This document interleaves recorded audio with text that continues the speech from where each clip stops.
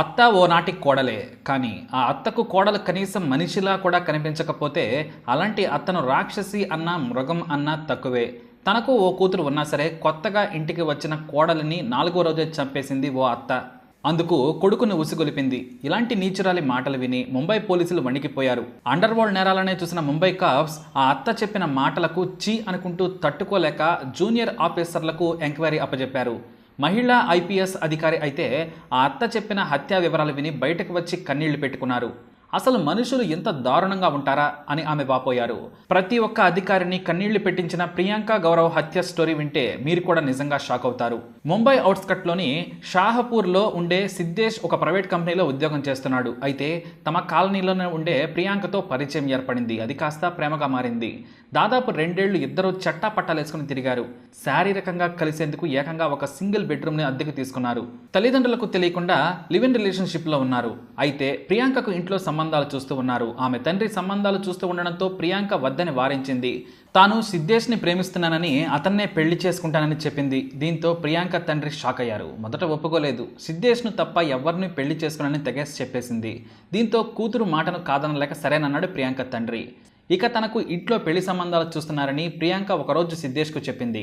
మనం తొందరగా పెళ్లి చేసుకుందాం, మా నాన్నని ఇంట్లో ఒప్పించాను, నువ్వు కూడా మీ ఇంట్లో తొందరగా చెప్పి ఒప్పిస్తే పెళ్లి చేసుకుందామని ప్రియాంక ఒకేసారి సిద్ధేష్పై ఒత్తిడి పెంచింది.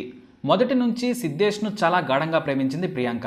దీంతో అతను కూడా తన తల్లి మాధురి, తండ్రి మనోహర్ దగ్గర తన ప్రేమ గురించి చెప్పాడు. తాము చాలా రోజులుగా కలిసి ఉంటున్నాం, శారీరకంగా కలిసి ఉంటున్నామని కూడా చెప్పాడు. అయితే సిద్ధేష్ తల్లి మాధురి అస్సలు ఒప్పుకోలేదు. పైగా కొడుకును చేవాట్లు పెట్టింది. బయట కోట్ల రూపాయల కట్నం ఇస్తామని సంబంధాలు వస్తున్నాయి, నీ జీవితం హాయిగా సాగేలా నేను ప్లాన్ చేశాను, నాకు ఉన్న ఏకైక కొడుకువి, మనకు బాగానే ఆస్తి ఉంది, మంచి కట్నం ఇచ్చే మన దూరపు బంధువు కూతుర్ని ఇస్తానని చెబుతున్నాడు. అతనికి ముంబైలో 2 ఇళ్లున్నాయి, వాటితో హాయిగా నువ్వు ఏ పని చేయకపోయినా బ్రతికేయచ్చు, తొందరపడి నిర్ణయం తీసుకోకు, పెళ్లి చేసుకుంటానని కాలం గడుపు, ఆ అమ్మాయితో దూరంగా ఉంటూ రా, ఆమెకు బ్రేకప్ చెప్పే వెళ్ళిపోతుంది, ఏ కులమో సరిగ్గా తెలియని అమ్మాయిని కోడలుగా ఒప్పుకోనని తెగేసి చెప్పేసింది మాధురి. దీంతో సిద్ధేష్ తన తల్లి మాటలను కాదనలేకపోయాడు. ఇక ప్రియాంక ఫోన్ చేసినా కూడా లిఫ్ట్ చేయకుండా దూరంగా మెలగటం మొదలుపెట్టాడు. వారు కలిసి తీసుకున్న రూమ్ను కూడా ఖాళీ చేశాడు. దాంతో ప్రియాంక ఏకంగా అతను పనిచేసే ఆఫీస్కు వచ్చి నిలదీసింది.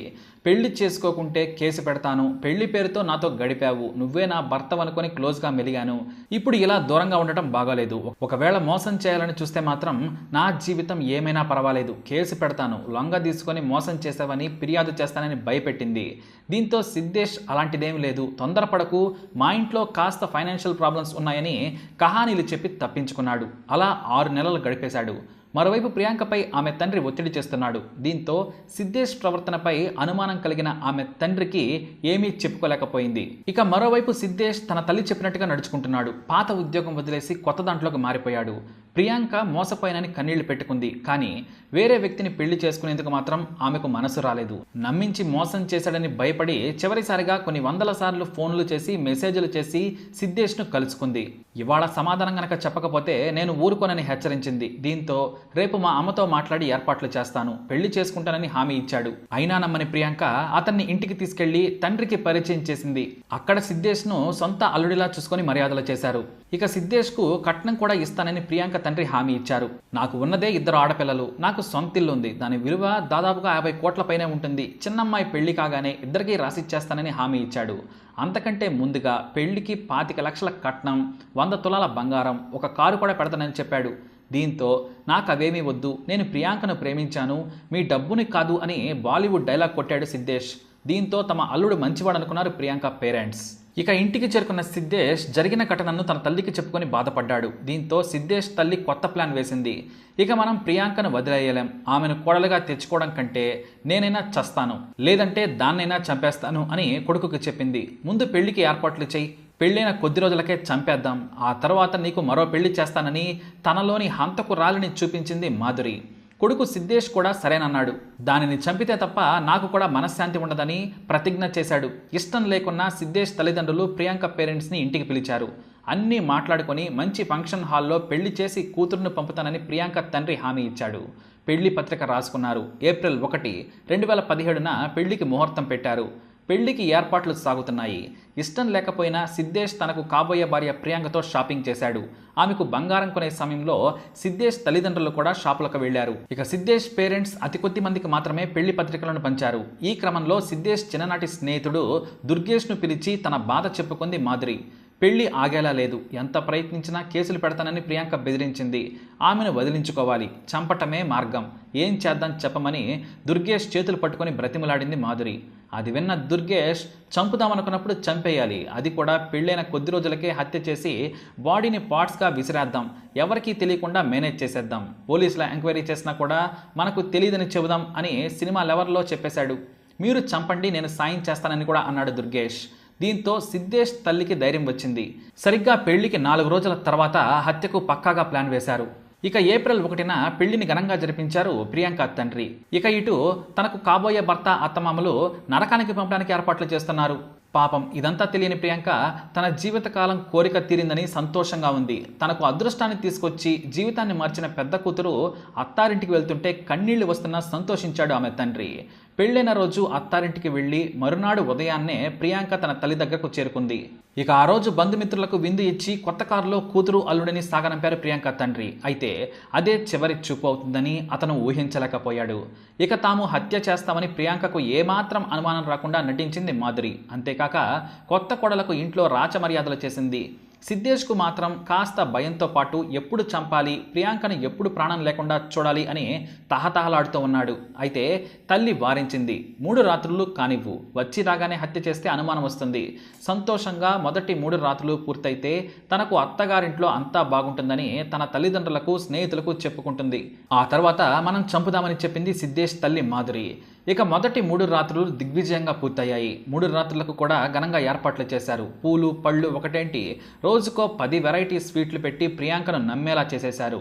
ఇటు సిద్ధేష్ కూడా ఆమెతో చనువుగా ఉంటూ సంతోషపెట్టాడు. సరిగ్గా పెళ్లైన 4వ రోజు రాత్రి పడుకునే ముందు కడుపు నొప్పిగా ఉందని సిద్ధేష్ డ్రామా మొదలుపెట్టాడు. దీంతో ఒక టాబ్లెట్ వేసుకొని పాలు తాగి పడుకున్నాడు. అంటే ఆ రోజు కలుసుకోకుండా ఉండేందుకు అతను ఆడిన డ్రామా అది. ఇక ప్రియాంక కూడా తన భర్తకు ఆరోగ్యం బాగాలేదని బాధపడి పడుకుంది. సరిగ్గా రాత్రి 1 గంటకు రూమ్లో నుంచి బయటకు వచ్చాడు సిద్ధేష్. ఆ తర్వాత లైట్ వేసి సిద్ధేష్ తల్లి ఏకంగా నిద్రపోతున్న ప్రియాంక మీద కూర్చుంది. దిండుతో మొహాన్ని అదిమింది. ఇక చేతులను మామ పట్టుకున్నాడు. సిద్ధేష్ అతని తల్లి దిండుతో నొక్కి చంపేశారు. ఆ తర్వాత బాడీని 3 భాగాలుగా కట్ చేశారు. అందుకు సిద్ధేష్ స్నేహితుడు దుర్గేష్ సాయం చేశాడు. 3 సంచుల్లో ప్రియాంక బాడీ పీసులను పెట్టారు. ఒక సంచిని ఇండస్ట్రియల్ ఏరియాలోని పొదల్లో పడేశారు. మరొకటి షాహపూర్కు దూరంగా ఉన్న ఒక నాలాలో వేశారు. తలభాగాన్ని న్యూ ఓర్లీ ప్రాంతంలోని భారీ కెనాల్లోకి విసిరేశారు. అయితే ఏప్రిల్ 5న ప్రియాంక కనిపించడం లేదని ఆమె తల్లిదండ్రులకు ఫోన్ చేసి చెప్పారు.